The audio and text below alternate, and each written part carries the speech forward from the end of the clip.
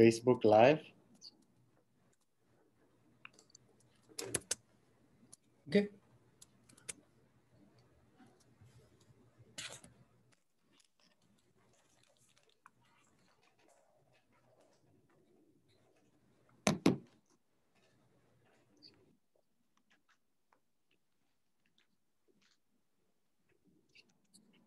All right, let's see here.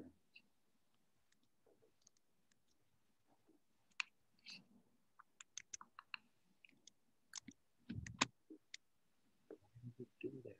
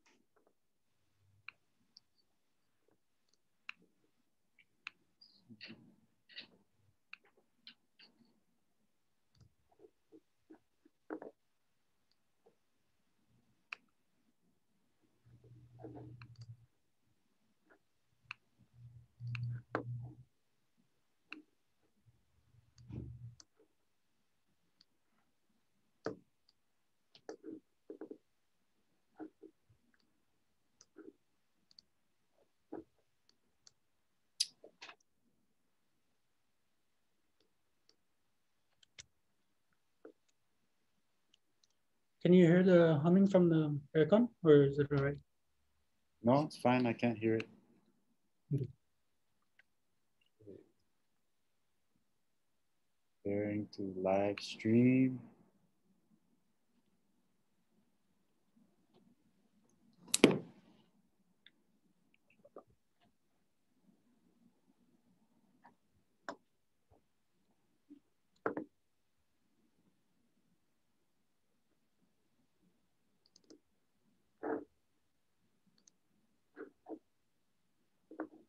All right, we're live. And we're recording. A lot of technical details here. And we'll get started. So Hafade and Tiro, thank you everyone for joining us. We are here with Leonard Leon, a good friend and a multi-dimensional humanities practitioner in many respects. He earned a BA and degree in creative media with a minor in cultural anthropology from the University of Hawaii at Manoa. Lenny had a stint as a Marshallese language instructor, but has really put most of his passion into documentary filmmaking, photojournaling, and has recently launched a platform called Inspire Micronesia, where you'll find many of his shell carvings and stories that have inspired their creations. Above all else, he has been consistent in his efforts through various networks and online social media to foster appreciation and understanding of the cultures, languages, and issues in our region, in the Pacific region. The topic of his presentation is Super Typhoon Yutu, the human experience. For those of you not familiar, I'm sure he'll get into this, but Super Typhoon Yutu was a Category 5 typhoon that hit the Marianas last year. And he captured interesting photos of people and their lived experiences immediately after the storm.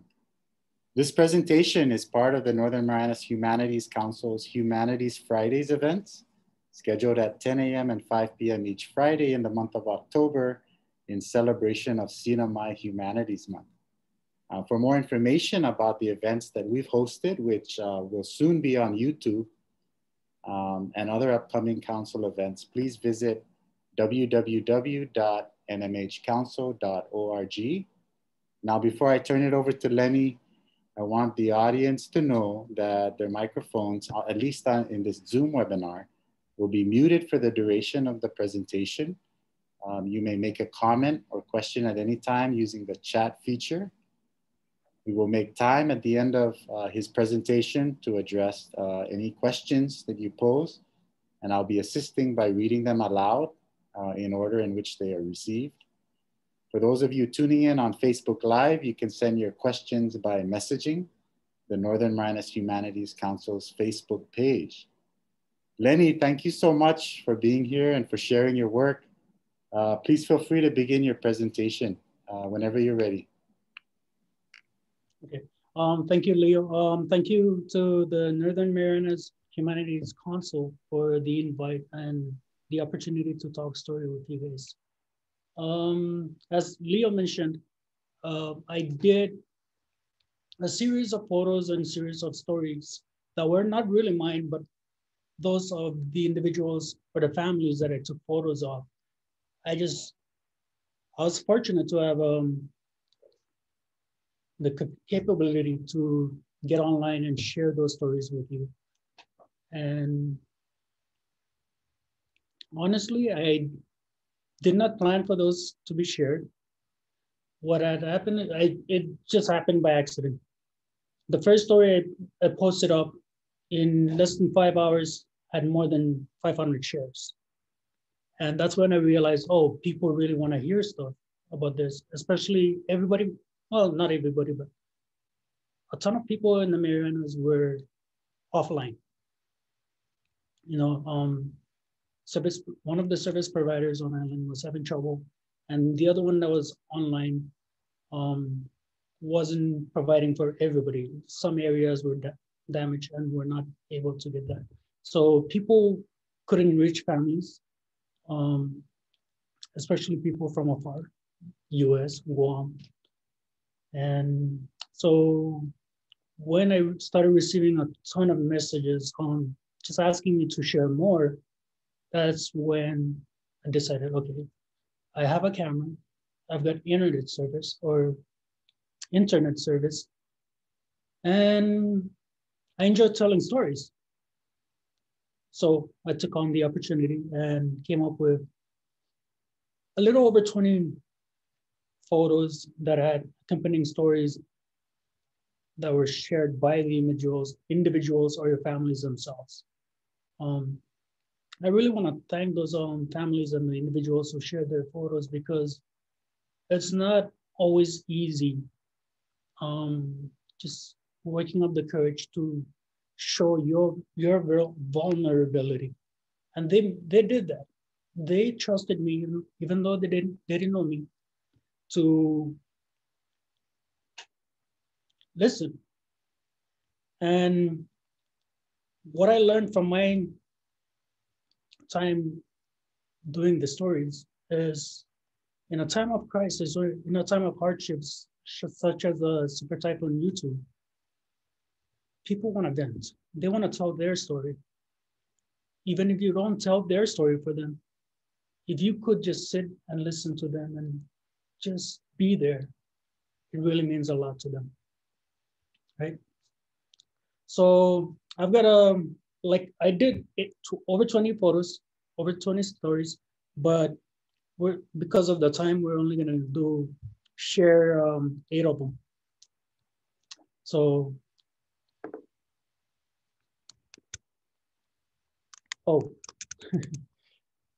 so Super Typhoon Yutu, category 5, happened on October 25th. And according to the National Weather Services, it reached over 180 miles per hour winds. It cost the CNMI over estimated $800 million in damages, and is claimed to be the strongest typhoon to ever touch US soil since 1935.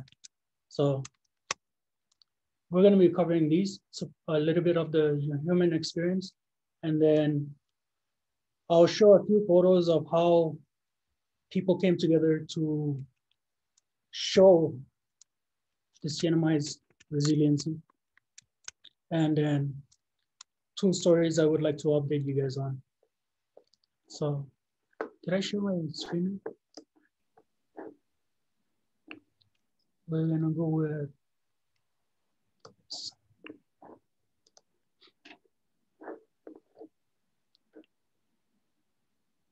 Are you able to see it, Leo? Yeah, we can see it. Okay. So the project was effort to bring various voices from various walks of life, and to live up to that, I went ahead and did some pre-recording of other people's voices from different walks of life and different nationalities to bring this little video together. These are actual stories that I shared. If you look on the left, this was the first story. This was about the Little Mar sister, one of the Little Mar sisters that passed away, the only casualty during the Super Typhoon Yutu. Again, these are not my stories. They are of those who shared them, the families and individuals.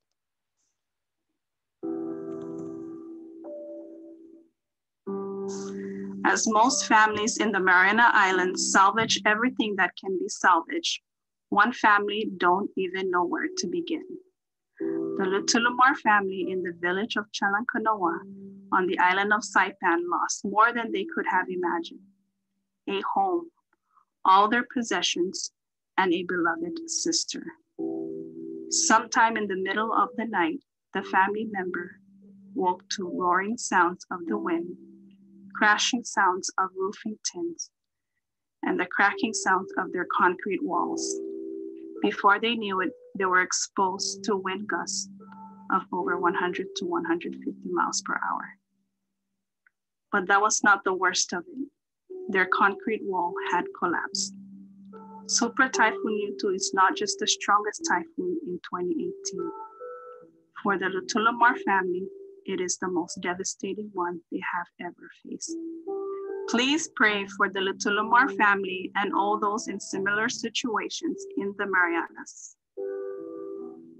The two of us made it through. That's all that matters at the moment. These words literally brought me to tears as I watched Mr. Ben Sablan Basa speak to his puppy and comforting it. Behind Mr. Basa is what is left of his home. A tiny kitchen with only 3 walls and a bathroom with no roof. At around 1 a.m., October 25, 2018, Mr. Basa lost his home and all his belongings in one clean sweep by Super Typhoon Yutu. At first, he thought about running to his car to seek shelter with all of his belongings, which then turned into lethal debris mixed with debris from neighbors' roofs and houses were flying in all directions around him. With failed attempts for his car, Mr. Basa grabbed his puppy and ran into the tiny 3 feet by 6 feet bathroom where the two of them were able to hide from the debris but not from the rain and the winds. Reina San Nicolas stares blankly at her in-laws' yard in Saipan as she attempts to recollect how she got her scar. While her and about 15 to 20 of her in-laws quietly weather out Super Typhoon Yutu, the front door suddenly bursts open. She, along with members of her family, immediately rushed to shut the door. But even with more than 3 people pushing at the door, Super Typhoon Yutu's wind forces were just too strong to control. With just another gust, the door burst wide open, knocking her in the face, one of her brother-in-laws in the head, and another on the nose. Luckily, everyone in the house made it through the long night, but the memories of last night's devastation will always remain a scar on her face. On October 24th, 2018, after receiving a call from an uncle, Mike Ito and his family evacuated their family home to seek shelter at a relative's concrete house. All members of the household evacuated except for one, Kuno. Kuno, a black boonie dog, was left to protect the family home in the village of San Antonio. To protect Kuno, the family sheltered him in the home, a common practice in the Micronesian region during storms. By 1 a.m. of October 25th, the family realized the destructive forces of Super Typhoon Yutu had reached sustaining winds of around 150 miles per hour. Too late to go back for Kuno. After the sun had risen, with gusts still around 70 to 90 miles per hour, Mike Ito and his girlfriend Marizel gathered all their courage and drove directly to the family home in search of Kuno. Sights of falling trees, ravaged homes, snapped electric poles, and overturned cars forced images into Mike's mind. Some were horrific, including images of Kuno lying dead in rubble and debris. During the long drive from another village, while dodging flying debris, maneuvering through maze-like roads littered with debris, Mike prayed for Kuno, praying that the 50-plus-year-old partial wood house remained intact and Kuno was sheltered. But that wasn't the case. Mike Ito broke into tears the moment his home came into view. His fears became heavier the closer he got to his home, and signs of Kuno around the house were not seen.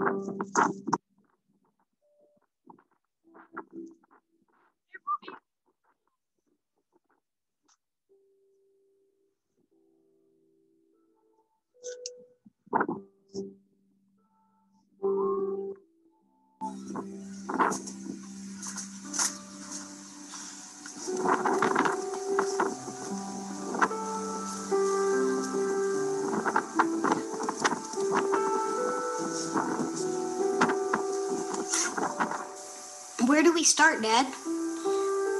Where do we start, Dad? A family in Saipan rummage through their belongings in hopes to salvage what few possessions they have left in what they once called home. It's a race against time as the sun readies itself to set over the horizon, leaving all unclaimed items to fall prey to the heavy rains and yet to fully subside strong winds. It will be a long night over the northern Marianas Islands tonight. Many families are left homeless and exposed to harsh elements of a typhoon aftermath. Swarming mosquitoes, heavy rain, possible strong winds with a possible flying debris are just to name a few. Where do we start? Where does one go and for how long? Water is life, coconut is life. Eric Kaipa walks around the village of Chalan Laulau in Saipan, pushing his wheelbarrow, gathering coconut. With no electricity and running water, these coconuts will serve great use for drinking and eating. Without clean running water, Eric and many families on the island face possible water contamination caused by decaying foliage that have made it into their residential water reservoirs. Coconut has provided, nourished, and replenished life for the island ancestors for over 5,000 years. Today, for Eric and many residents, coconut will be as useful as it was 5,000 years ago. Stronger together. Mr. Vicente de la Cruz and his wife Myrna of 30 plus years just got back to their home in time to enjoy the beautiful sunset casting over the Commonwealth of the Northern Mariana Islands. The moment Mr. de la Cruz got out of his car, he began making jokes with his younger son, Brian. I thought, wow, he's quite a spirited man. I like him. Then Mr. de la Cruz and his wife sat in front of a tent while their grandkids sleep when night falls. The conversation then began. Within seconds, the smile on my face became extremely heavy for me to hold. It hit me real hard and real fast the moment I find out that both Mr. and Mrs. de la Cruz are dialysis patients and his wife also a diabetic. 3 times a week, the couple are required to go to the hospital where they spend at minimum 3.5 hours receiving treatments. Sometimes their treatments can last up to 6 hours. By now, I can no longer smile. I can only hide my tears as I nod attentively as Mr. de la Cruz speaks with the hint of laughter. Tomorrow, we will have to go to the hospital again for our treatments. When we are done, we come home very tired, explains Mrs. De La Cruz. Silence between the three of us. Within that moment, I thought, exhaustion, heat, mosquitoes, flies, and generator noises from neighbors are what everyone on the island are going through at the moment. For Mr. De La Cruz and his wife, this experience must be at minimum 3 times worse. Mrs. De La Cruz finally broke the silence when she said, I really hope it doesn't rain tomorrow night because we will have our treatment and then we have to come home and sleep in the car again. While their children and grandchildren sleep under tents and hard grounds, Mr. and Mrs. De La Cruz sleep in the cars, one of which has a shattered rear window as a result of Super Typhoon. A hug in place of a roof. Young pregnant mother Jackie cares for her daughter Elena as her husband clears debris from what was once their living room. Debris left behind by Super Typhoon Yutu now fill their home. Jackie and her family have now moved into her in-laws' house, where she has no choice but to sleep on a thin futon on the floor.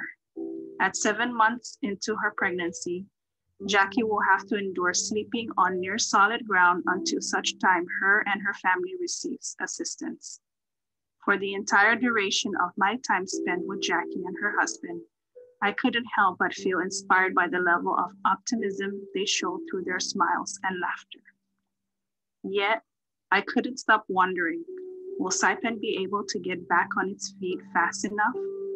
Enough so that the hospital on the island can be in full operations before Jackie's due date? Leaving their home today, even with all my concerns I had for Jackie and family, I felt at ease. Their smiles and laughter gave me the sense that the healing had already begun. Saipan and Tinian will once again be filled with smiles and laughter, as spirited as those from Jackie and her husband. The break in the silence. Day 5 of the Super Typhoon Yutu aftermath and the U.S. territory islands of Saipan and Tinian atmosphere are still heavy and gloomy. Well, at least that was what I thought when I woke this morning. While walking through rubble and debris, after several days of silence throughout the islands, I heard a sound that almost felt alien. Through the chaos, hopping over and maneuvering around fallen trees and piles of shattered homes that now filled streets and yards, I found it. I finally found it. Rare as it has been for these past 5 days, I found it. Genuine and free. I finally found my smile. I smiled because even though all the sounds of hammers pounding, chainsaws revving, and ambulances passing, the clearest sounds were of laughter, cheers, and joy. The most powerful sounds in the entire village were coming from 4 little children playing basketball in a half-intact court in the middle of the island. As I approached the court, I realized that not a single leaf was on it. At that moment, I knew that dilapidated as it may be, this one place had much more love put into it today than even the famous Madison Square Garden in Newport. Speaking to a family nearby, I found out that before cleaning and repairs began at home, a couple of parents in the village had come together to clean the court for the children. Yes, rescue teams, volunteers, community leaders, and the community themselves have much tough work ahead for the next few months or years as we work together on recovery efforts. However, the toughest positions to fill today in the wake of Super Typhoon Yutu are those of parents. Parents whose large portion of their daily routine include acting as if everything is okay in front of their children, only to wait until the kids go to bed, then shed a few tears wondering how they've lost everything. They will then wake before the kids in the next morning, only to shed a few more tears. For many, this routine may last for years.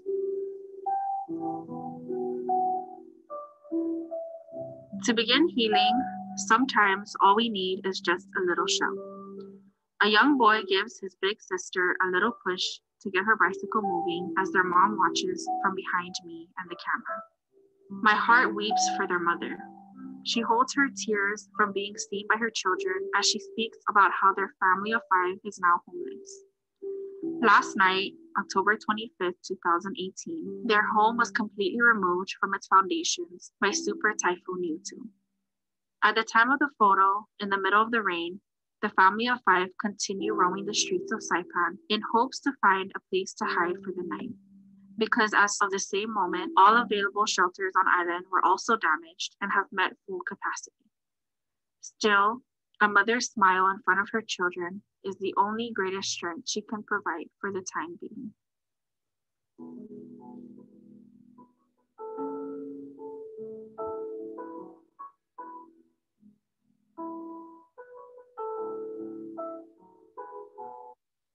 Okay. All right. I must apologize. I guess there are some files that were corrupted and they were in the wrong place. But like I said, there were 25 or 26 photos, a series of photos, and 25 or 26 stories that came along with those photos. I will make those available later on. If the humanities want them, I will clean it up and then give it to them. I have them on audio as well. Give you guys a better, cleaner version. Just if you guys do want it. One of the places that hit me hard was in one story where the little boy asked the dad, you know, where do we go from here? If you don't know the location, it's in CK and is said to be or was the last Japanese house, a landmark for the CNMI or Saipan. That went with Super Typhoon Yutu. Yutu took lives, it took properties, but also with it some remnant of history, you know. So it was a really tough one. Okay, stop the screen. I have a few updates. There are 2 families that everybody's been following up on asking me about. One is the Little Lamar family. The Little Lamar family still lives in the same area that they were when Super Typhoon Yutu hit. If you go to the CK post office, they're kind of right across. How I came across them was just driving around, and it was by accident. Like I said, I had no plans to do the series of stories or the photos, but I felt the need for it. So I just went ahead and did it. The other family that I have an update on is Jackie and June. Jackie was a pregnant mother who was due in 2 months after Super Typhoon Yutu hit, who was sleeping on a hard floor at her in-laws' house. And thanks to all the agencies that have come together, all the government agencies, all the individuals, the community members, and off-island contributions, you know, we had the Emergency Management Office, FEMA, the Federal Emergency, was helped a lot. By the way, gave the De La Cruz family their home. Although Mr. De La Cruz passed away and wasn't able to live in his new home, his wife and his kids and grandkids are now living in there, thanks to FEMA and all the efforts by the local government. American Red Cross was on scene as well. I took a few photos of them. And, you know, Mina, Grace Christian Academy, Caridad was really active. I worked along with Caridad a lot. They were all over the place, just handing out stuff to people in need, right? And lastly, Jackie. I'm gonna share this. Okay. Can I share one more time, Leo? Yes. Okay, go ahead and yeah, there you go.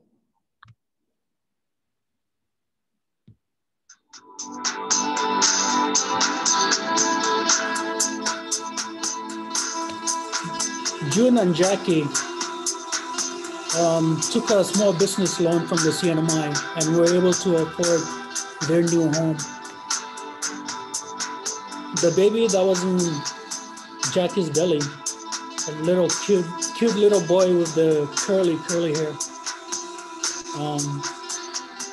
Ezekiel, is going to be turning 1 or 2 in January.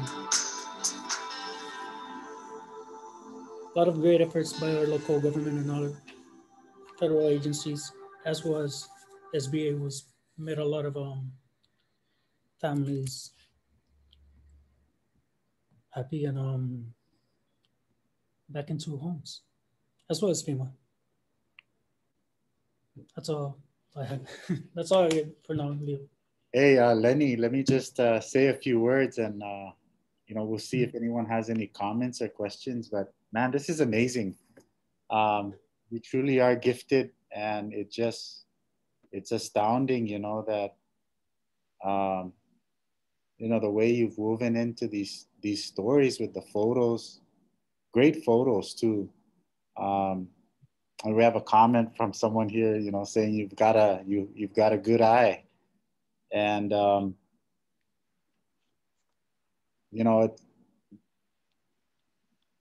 even to by somehow seemingly randomly happening upon the Letulumar family, which is the only family, right, as you say, who suffered a casualty. Someone passed away in their family as a direct result of the storm. The only person, and you were there to bring that story out, to share that with the community. How does that happen? I don't know, but you were there to capture it and share it. And I do want to share with the audience as well that a year after Yutu, the Northern Marianas Humanities Council, some of our staff and board members, we approached Lenny and asked if we could share the photos and the stories because he had it on social media. And it was, as he mentioned before, putting together this short film to feature it, was getting a lot of views and a lot of traction in terms of interest in our community. And we felt it was important that we were preparing to host or co-host the National Humanities Council last year in November 2019. Which would have been the first in the history of this national conference to be held on a Pacific island.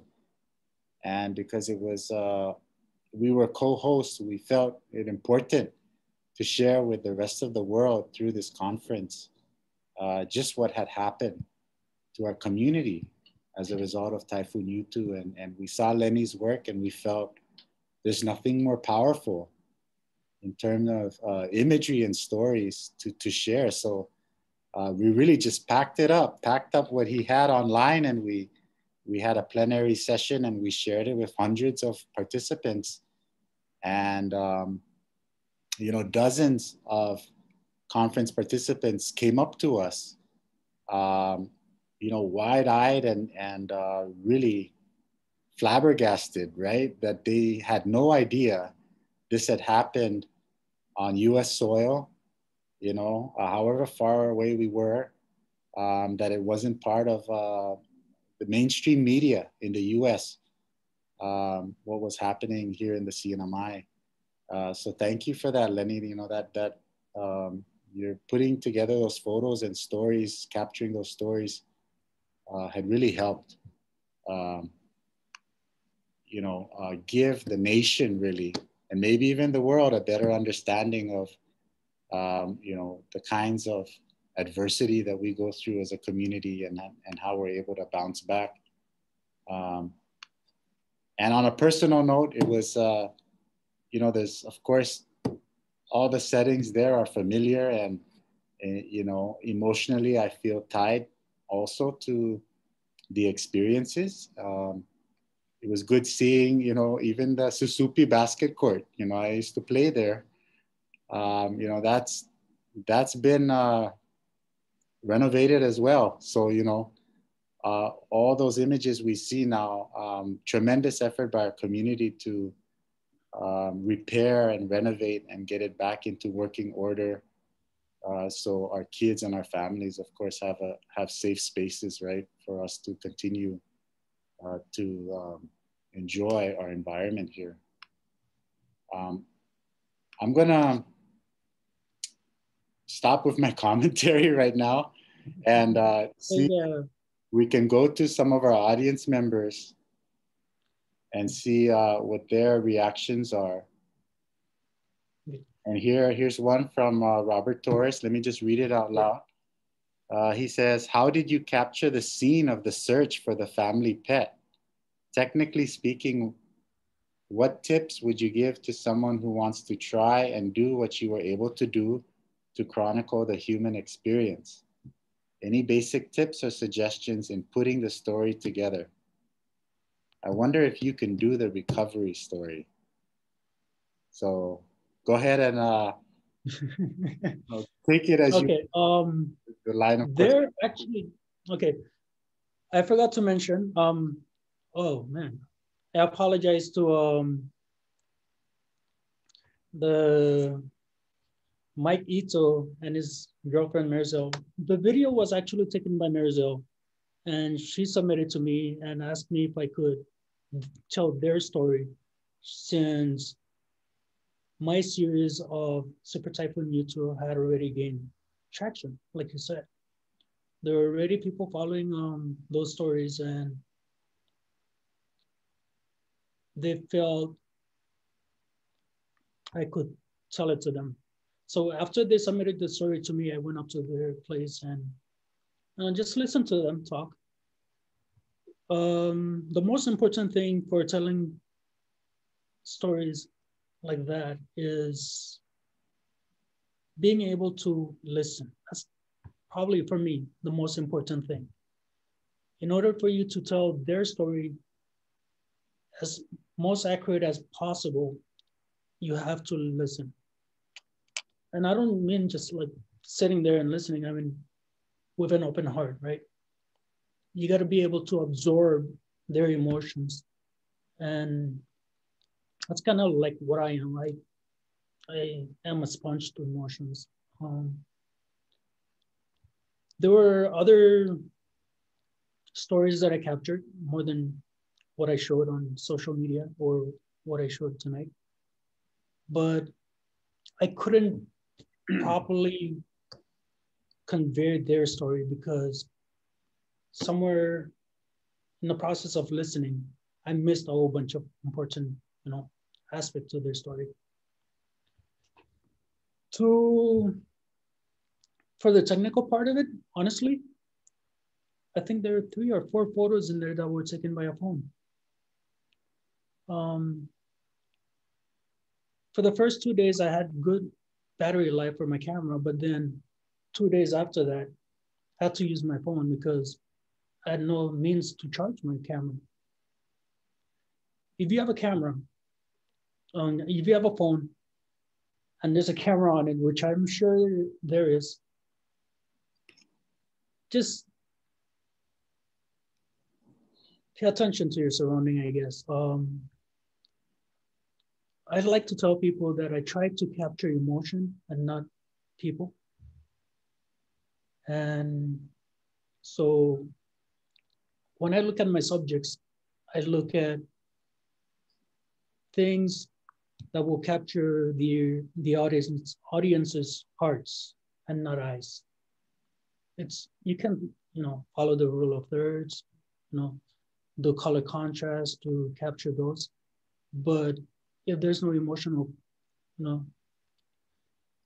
communication between the audience and the subject matter, I feel like the photo will lack weight. And I'm not great at that. I'm learning, by the way. I'm still learning photography. I'm still learning how to properly tell stories. I'm better in telling stories through writing than I am, speaking. And what's the other question? Any basic tip or suggestion? I think the end part of that is, are you doing a recovery story? Or do you have an I have not thought about it, but I have been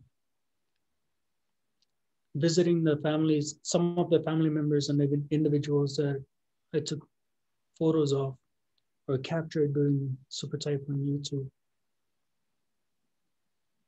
And I've been recording our conversations when it comes to Super Typhoon Yutu related matters. So maybe I might look into it. I feel like Mr. Torres is asking me to do it. We might have to do it. No promises, but it all depends on time. Yeah. But there is definitely a story to tell, because the recovery story part of this is a perfect example of the CNMI, right? It's all about resiliency. It's all about solidarity. It's all about neighbors and family members, being there for each other and being there for somebody we don't even know. So I think a recovery story would be very important, whether it's by me or somebody else. It would be great to see one. So yeah, so Lenny, in that context, thinking about a recovery story that maybe expands on this work that you've already done. What do you think may perhaps be some of those stories that that need to be told, that are out there in terms of experiences after Yutu? You mentioned, first responders coming on the scene and you being around all of that. I know none of your photos have that, but then again, being in the thick of our recovery days, I know that there were numerous stories about their work in the media, probably by virtue of the, infrastructure in place organizationally for different agencies to capture that. So maybe aside from the work of the first responders, what do you think are, after you've done those photos, perhaps the question is, maybe where do you think you should have gone, or what more photos do you think you should have captured after, immediately in the aftermath of Yutu? Not that you regret, right, not doing it, but there's more to be told, and what are those sort of areas? To answer your question, Leo, that's a good question too, by the way. I do have stories of, organizations, community, and volunteers, such as my pros, or just local restaurant owners, a group of local restaurant owners who come together and started going into villages and handing out food, or organizations such as Saipan Cares. There are many of those photos, but to be able to capture these photos and tell them, you have to have, what's the term for this? It really takes a toll on you emotionally. There was a story that I shared where I took a photo of my computer because I was editing the story about Mr. Vicente and Mrs. De la Cruz, and I was already so emotionally heavy and, you know, exhausted. It wasn't even my pain, but I felt, like I said earlier, I feel people's pain when they tell me their stories. I started crying. Like I didn't even realize, but I started crying. Tears just started dropping from my face, you know, in the middle of editing. My mind didn't say it, but my body was reacting to something that, you know, wasn't mine. You got to be able to withstand that. And that was the first time I've done this in a series. So, like, thinking about it right now, it's kind of, I kind of, yeah, like it's really, you have to be able to get used to it, right? But it's hard. It's hard. I don't know how other journalists are able to do that, you know, go into such areas such as the Congo or into the middle of wars and take photos of it. It really takes a toll on you emotionally. It really did for me. I do have stories. Going back to your question, I do have stories. I do have photos. I regret not sharing them, yes. But maybe Mr. Torres's question can answer my regret. Maybe I can then not share those stories because I feel like I have, to a certain level, built a sense. I don't want to say this because it makes me sound almost like I don't care, but a sense of tolerance to, you know, emotions such as those I was listening to and feeling in the aftermath of Super Typhoon Yutu. So, yeah, I think I have the emotional capability now to face those stories, as I didn't when I stopped all of a sudden, you know, in January. Wow. Yeah, you definitely have the emotional capacity. But, you know, perhaps it's more or less about, you know,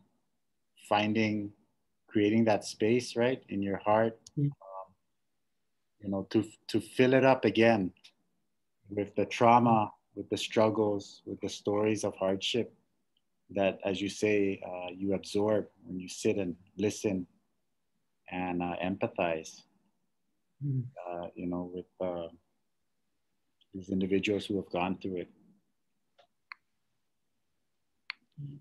So, you know, we're looking forward to it, and at least you have, of course, one other champion who is egging you on to, you know, push the boundaries and do more of this type of work. Any closing comments before we end our webinar here? Yeah.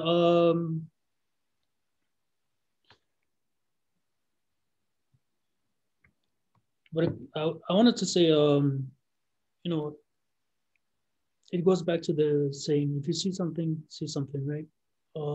If you have a phone with you and you feel there's a need for storytelling, tell it, because somebody wants to hear it. Somebody, it resonates with somebody else, you know, and it can heal. Stories can heal. At least for me, it does. When I find somebody else going through the same struggles as I do, it helps, you know, to see that I'm not alone. So, yeah, take photos even if it's your phone. Share it. Well said, Lenny. You know, that is